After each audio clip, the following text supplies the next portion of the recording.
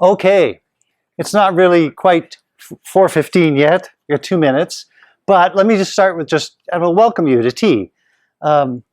We do this each year, and it's very informal, and I welcome you all to sign up and participate and to ask questions.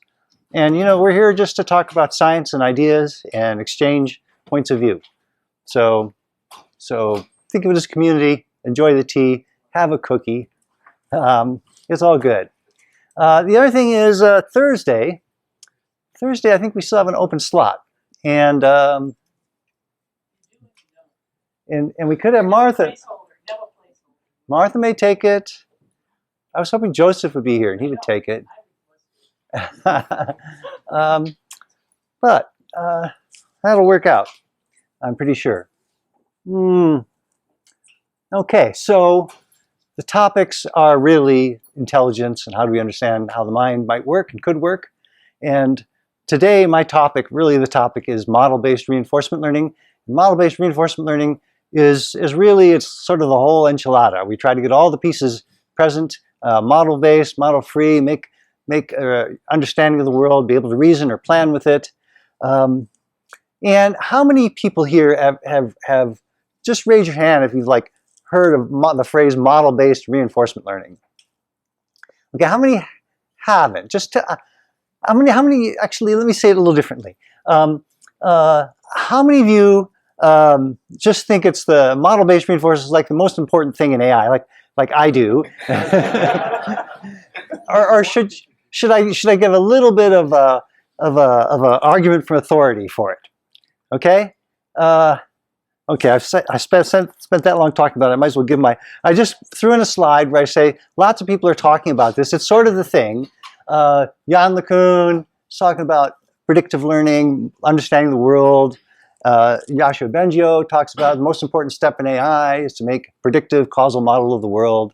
This is a thing that's coming around at last. And this is our topic. Our topic is model-based reinforcement learning, and it means making a model of the world. I'm going to use this word model to mean model of the world, how the world works. I'll only use the word model as world model. Model of the MDP, the Markov decision process, the transition dynamics of the world. And model-based reinforcement learning, we learn the model, and we also then use the model to plan or reason about what to do. So we call this planning, and planning proceeds by, you imagine states, you look ahead from the individual states to see what might happen, and you back up to improve your policy or your value at those states that you're imagining might happen, and then this is how you decide what to do. Okay, so this idea has been around for a while.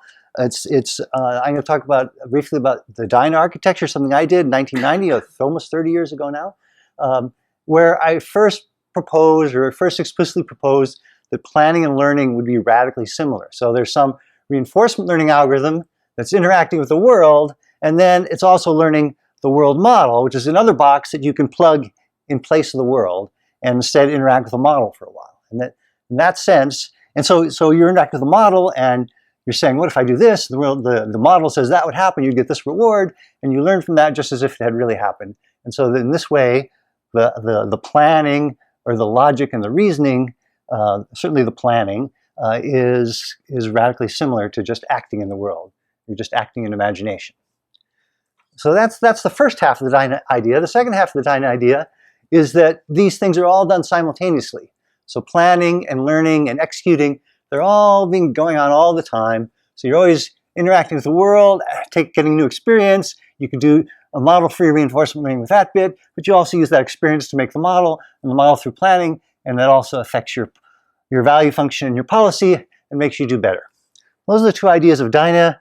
It's kind of very, very simple, and we make it into an algorithm. It's kind of useful to complement those diagrams, those visual things, with a little bit of a diagram to make it very concrete. So this is a diagram. This is an algorithm from the book.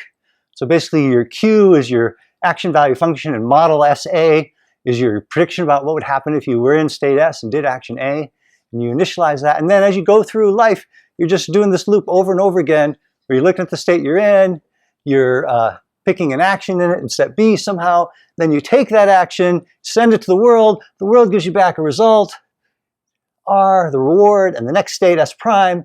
And so then you would do model-free learning with that little for tuple of experience, state, action, reward, next state. So we're doing Q learning in step D to update the action values. And then we update the model because we've seen what will happen for that state and that action, that this will happen. And this is where we're assuming a deterministic world because, really many things might happen if you did that action in this state. And we only saw one thing, and now we're going to just overwrite the model so that I'll predict always that would happen. So the thing about Dyna, particularly the first instance of it in 1990, it's a very simple and almost a toy case. It's very clear, but it's only it doesn't fully express all the possibilities. What we're going to talk about today is how you can go and consider more possibilities. Anyway, after you do, now we've got as far as learning the model, and then step F is where you do the planning. So to plan, you just imagine some state, maybe randomly from something you've seen before. You imagine an action, you ask the model what would happen if you were there, and then you do that same step. It's the same as D, it's Q learning. But here now we're doing Q learning on these imagined things, and there we're doing Q learning on the real thing. So that's the basic idea of Dyna. I'm sure many of you have seen that before. Now, many of you have seen the demos of it before. So here's the standard demo where we have a grid world, we have a start state down in that corner, and we have a goal state where you get a +1 reward, and the actions are to move up, down, right, and left. So 4 actions from each state. The states are all represented tabularly. So like this is state 34 and this is state 92. And you just have the model says, oh, when I go action 4 in state 34, I end up in state 92. Okay, so that's what the model is learning. And because it has the model, it is very quickly learning how to get from start to goal efficiently. And it's actually able to learn about states that it's not in. And this becomes most apparent if we pick up the goal and move it to a different place. So of course, once we've moved it, the agent will go back to, it'll go here again where it used to be and be disappointed, so to speak. And then it has no idea where it is. It's built a model, but the model says that there's no goal up there. As the last time it was there was no goal. Okay, but eventually it will stumble upon the goal again, and then it will be very quickly able to plot a path. So watch, when it first finds it, now even here it'll eventually see it's learning the right way to go, and it's learning the good path very quickly because it has a model. Okay, so that's like tabular Dyna. Okay, and today we want to talk about the extensions of this, open questions in it. Yeah, I guess I didn't even say that. It's open questions in planning. I'm not going to tell you the answers. I'm going to try to set the questions. So Dyna Architecture, it extends naturally to stochastic dynamics. What you saw was just deterministic dynamics. We assume that the world always went the same way, but you could, instead of overwriting what the model says in the state and action pair, you could start to collect a list of all the things that might happen and their probabilities. And then you could sample that and you could do exactly the same thing. You could add function approximation. Now function approximation, we're going to talk about it, but it's really a spectrum, a range of degrees of function approximation. So what we saw was tabular. I call it tabular, and that means every state action pair is treated totally different from every other state action pair. There's no similarity between them, there's no generalization, and so there's just a big table, and I store things in that state action pair. And really, in real life, certainly in computer Go, and in Atari games, and any robotics application, you have to generalize from one state to another, and that's, you never see the same state twice. Okay, but we start with the tabular, and you think you're used to your deep learning. That'd be a nonlinear system, and you could also have linear things that turn out to be quite important. And even the aggregate case, state aggregate, means you still have a table, but there could be many states fall into the same table entry. Okay, so you're aggregating states and treating them all the same. This is a nice case, actually. We can get theoretical results for it that we can't get for the other cases. Okay, so there's function approximation. We want to do that. In some sense, that's our bread and butter. We just generalize the table to a function approximator, like a supervised learning system. But let's go on. I want to extend it quite far.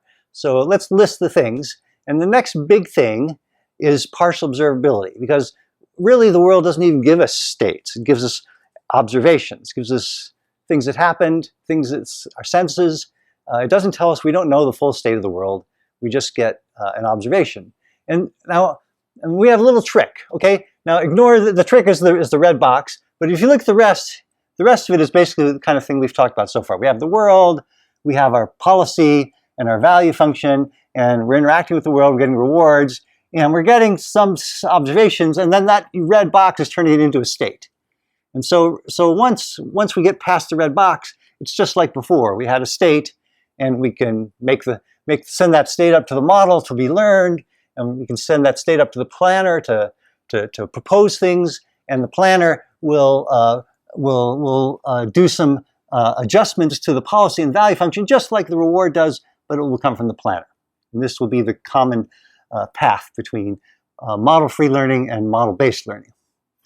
Okay, so the thing in the red box, this is the state update function, which just says that the agent has to take responsibility for learning some mapping from the observation, the last state, and its action to what it's going to use as its state. The state is a summary of the past that's good for making decisions and predicting the future.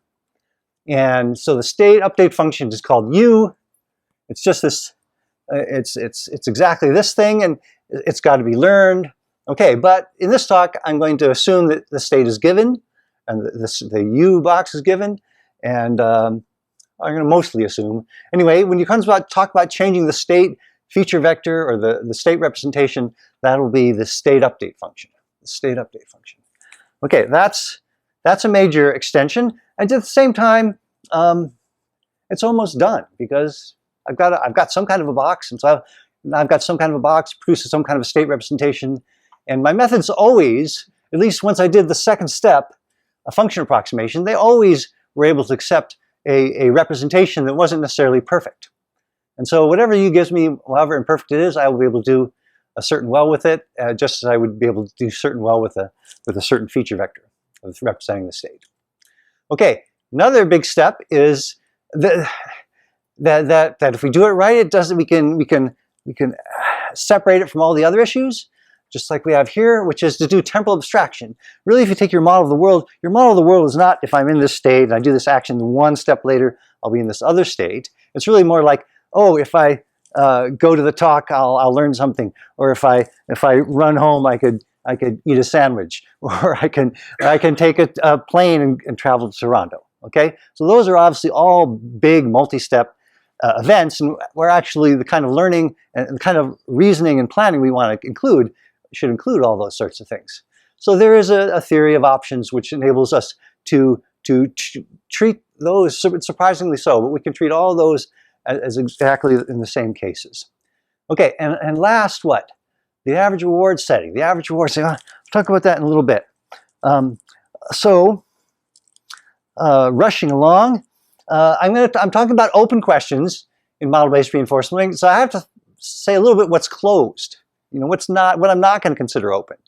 So these are my settings. These are my presumptions.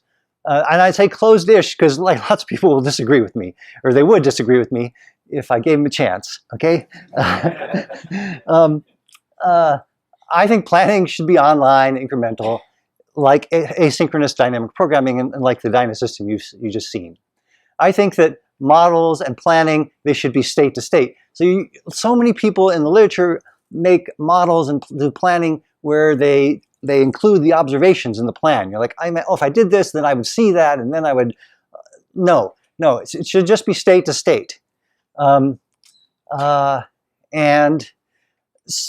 if you think about it just a little bit longer, really, it's obvious you've got to be state to state. You don't want to have your observations, which are tied to the single time step and tied to state update. You want all those to be separated.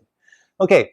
Now, of course, it's not really state to state. It's state feature to state feature vector. State feature vector to state feature vector. And that will be where the feature vectors are coming from the learned state update function that we mentioned earlier. Okay. Closed models, planning, they should be temporally abstract. They should not be one step. They should be used based on options. Also, search control. Search control is how you decide which states to think about in imagination and that's essential for your planning to be efficient. If you think about stupid states, you'll just learn stupid things. But if you can just select the key states to think about to form your plan, then you can be efficient and effective in your planning. And the last thing is that, so these are sort of like saying, I need this, I acknowledge I need this, even though I'm not going to deal with it directly. And similarly, we need subproblems in order to structure the learning of the options and the option models. Okay, but let's go down to the open questions. The open questions, number one, should the model, what is this model? Should it generate sample states, which I suggested, or should it generate expected states? Okay, and there's a bunch of things under that. And I'm going to go through it in detail. But how should planning be done with average reward? This is the other big thing that I hope to cover today. Average reward. And then all the other things I probably won't get to. But let's look at, so let's go to how we put function approximation in here. And what is the content of the model? So just a little bit of terminology. Of course, planning proceeds by using the model to look ahead, imagining something that might happen. Each one of these imaginings of the future from a state action pair is called a projection. I'm going to use this word projection. This is where we imagine a future. Okay? And then after one or more projections, we compute something and then we back it up. And so that's called a backup. And this goes on forever. Okay, so now from this, so this diagram is a typical backup. I'm thinking about this state, and I'm looking at these state action pairs and imagining might happen. So what would be the projections in this picture? Shivansh, where's the projections in this picture?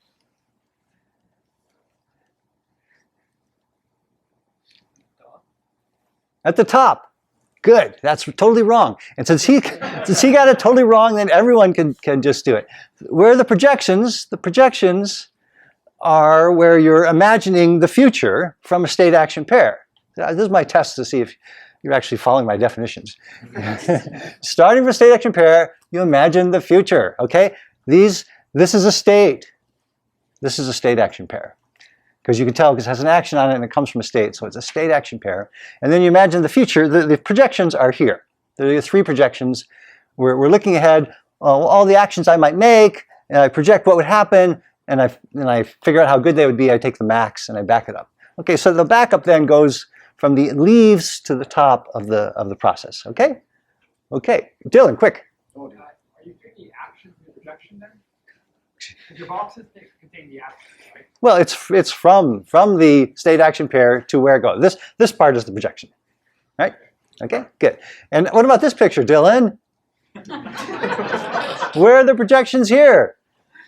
S prime, A prime, S prime.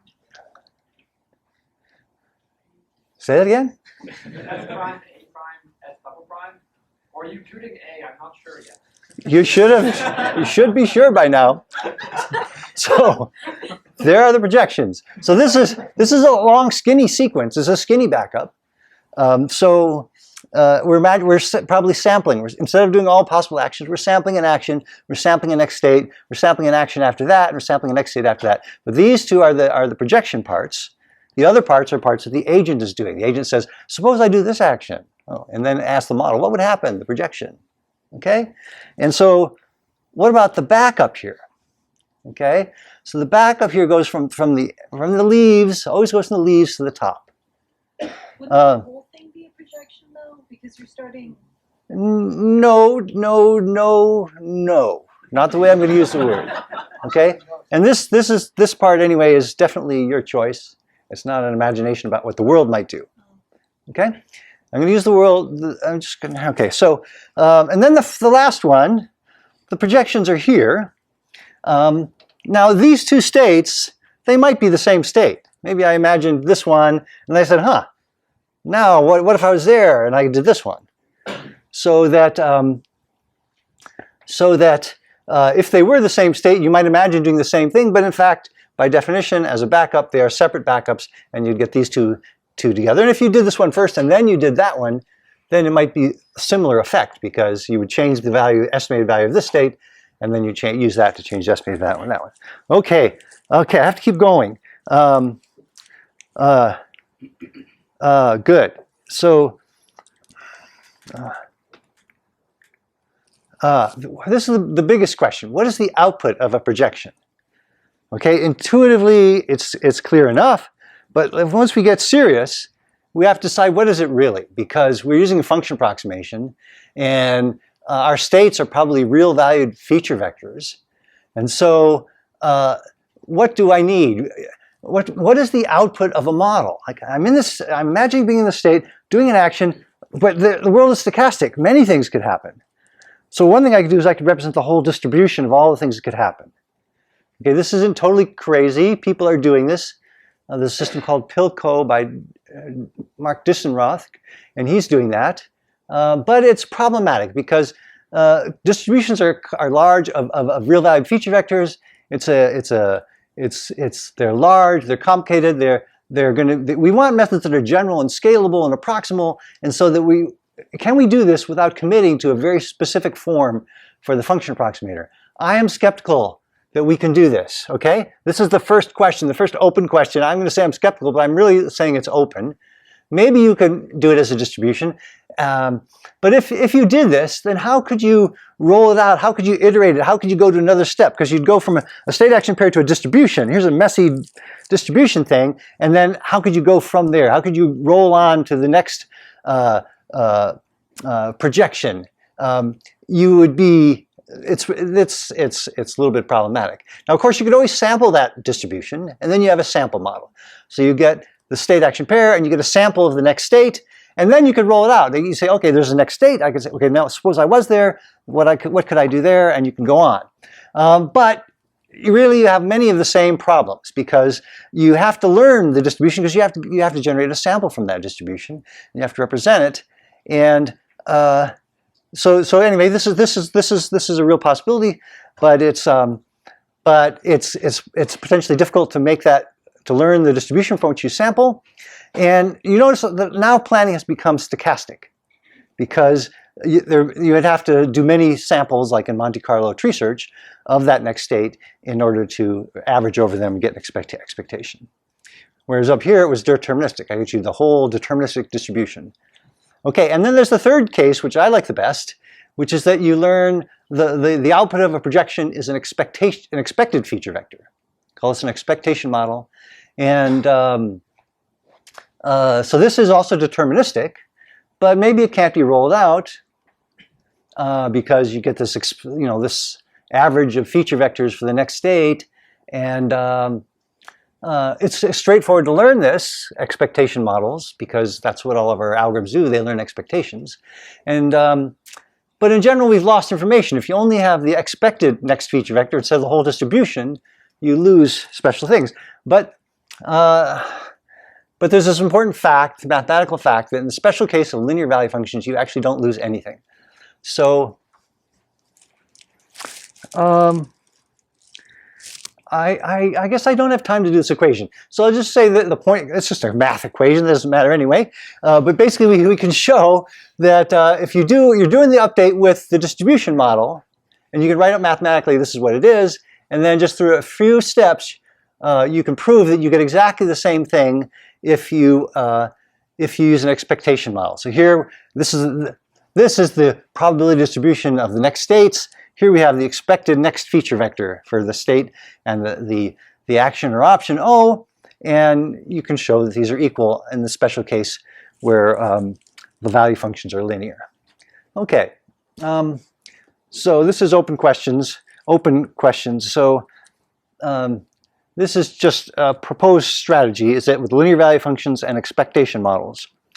And so I just want to talk a little bit about this question. Should the value function be linear? It allows us to do this, and it doesn't really lose anything. But really, it's a question of moving the work around. Whatever you do, you have to learn a nonlinear relationship. And the strategy of an expectation model is that the nonlinear work is done in the state update function. So it puts the burden on the state update function. And so here I want to talk about Zach's term. Is Zach here? Oh, good. I can claim it was mine. And we have this picture from the book of the shape of all the backups. Now these are the shapes of the backup. Really, this side is planning. That side was seen as not planning. Just TD and Monte Carlo learning. But now I want you to think that really we can do both sides as planning. Planning could involve a short, not just the wide backups of dynamic programming and tree search or exhaustive search, but you can do the skinny backups. And so my long story short is that I'm going to, those are the projections, is that I'm going to argue that really everything can be done with the smallest backup. Just looking ahead from sample one action and sample one expectation outcome. And that's I think is a cool way to do planning. And you can do that without losing anything, because once you assemble a bunch of these tiny backups in the right order or just over and over again, you can learn a long plan. Okay, so I have one more slide. I'm just going to briefly talk about the average reward setting. Some of you know what it means, some of you don't, but if you do, really when we use function approximation, we have to go to the average reward setting. We have to give up discounting. And I just want to make the observation in front of you all that this planning with average reward, it's still a totally open question. I thought it was easy, but I was thinking about it the other day with Zach, and it's really an open question. It's even open for the tabular case. You just say one step Dyna and try to make an average reward version. That would be a paper, because it's not at all clear how to do it. So there, if you're looking for a thesis topic to do this summer to get your master's done just in time for September, that would be a good one if you don't have one already. Okay, and there's also questions whether the model should give us the expected reward or the expected difference between the reward and the average reward. Okay, 5 minutes? I got less than that, don't I? I give you 10 more. Okay. No. I knew you were going to ignore. I'm not gonna be that bad, but thank you for being so generous. Okay, so I think I'm done, and these are the questions that we started with. The open questions: should the model generate sample states or expectations? And if it's going to give us expected states, should the value function be linear? We've seen how those fit together nice. And the question is, a further question is, can state updates support that? Can it learn a good enough state features so that the value function can be linear without losing something important? And then there are other questions about whether this suggests the model should be linear as well, or whether it can be semi-linear, which means like a squashing function applied to a linear function. We talked about how planning should, once we combine average reward with planning, unsolved problem, we should work on that. We should also worry about how should planning affect the actual actions, and what sub-problems should direct the construction of the option models. And I shouldn't try to explain the last one. You can ask me about it if you'd like. Oh, and I sort of said my answers is that maybe we want the expected states, maybe we want the value function to be linear, maybe we can support this, I don't know. And this is the question of feature acquisition. That should be the sub-problems maybe. And maybe we can describe them by the features. Okay, so I'm done. Thank you for your attention. Okay, we do have a little bit of time for questions. I ended abruptly there, but that's the story. Open questions and model-based reinforcement learning. Please. How about off-policy learning? Okay, so that probably should have been one of my closed questions, because we definitely need off-policy learning in order to learn the models, in order to do it efficiently. And so part of the premise is that we're doing off-policy learning, and we have a suite of a few methods that will work on that nowadays. Yeah, off-policy learning is essential. So I would assume that you would want to learn lots of value functions and not just one. So if you want all of them to be linear in your representation, then that's a lot of burden on your representation. Yes. So if all the complexity is in the state representation, then what is the model really giving you? Well, it's giving you the dynamics, which is, it's not in the state. The state doesn't give you the dynamics. It is a lot of work on the state update function. But more importantly, I'm just realizing that I forgot to thank my new collaborators, which are Mohammed or Zahir and Yiwan, who we have been working on this, and they should be up here. And And we submitted a paper on expectation models to IJCAI. IJCAI and been accepted to IJCAI. So that part's been written up. And we're working that out. Yeah, so a lot of work is going into state update.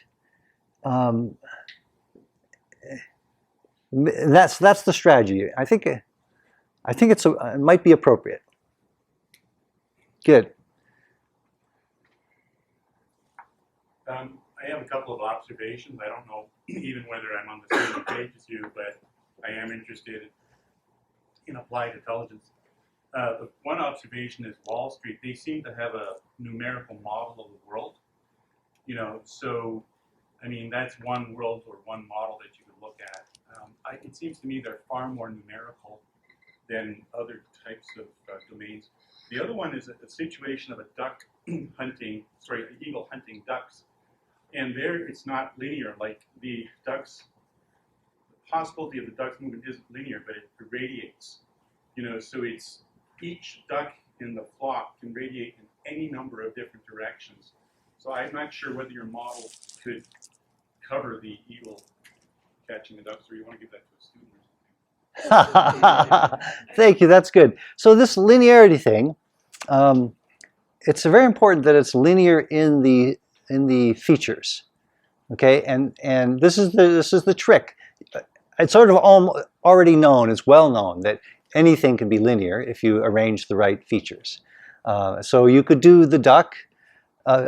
You could presumably capture the higher order, the interactions between the. So what do you lose when you get linearity? You know, let's say you have two features A and B. Well, if the right choice or the right value depends upon both of them being present at the same time, and then you can't do that linearly. If the linear function, you can only say, oh, this has a certain effect and this has a certain effect, and there can't be a special thing that if they're on together.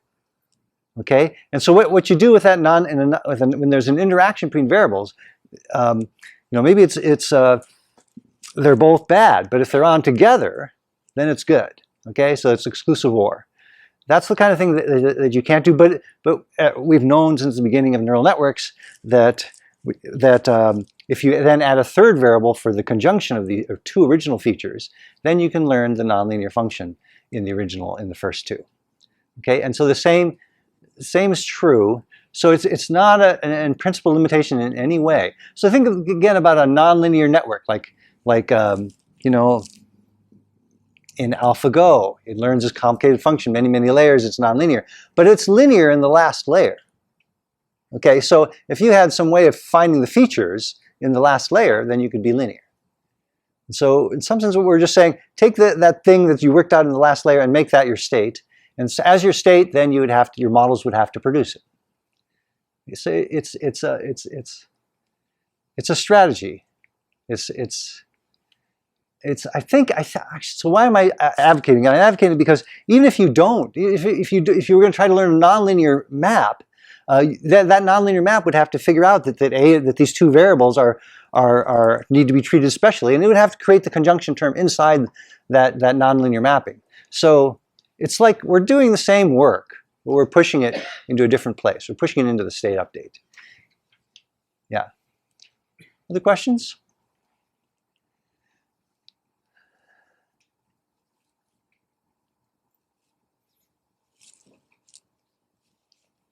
Okay, thank you very much.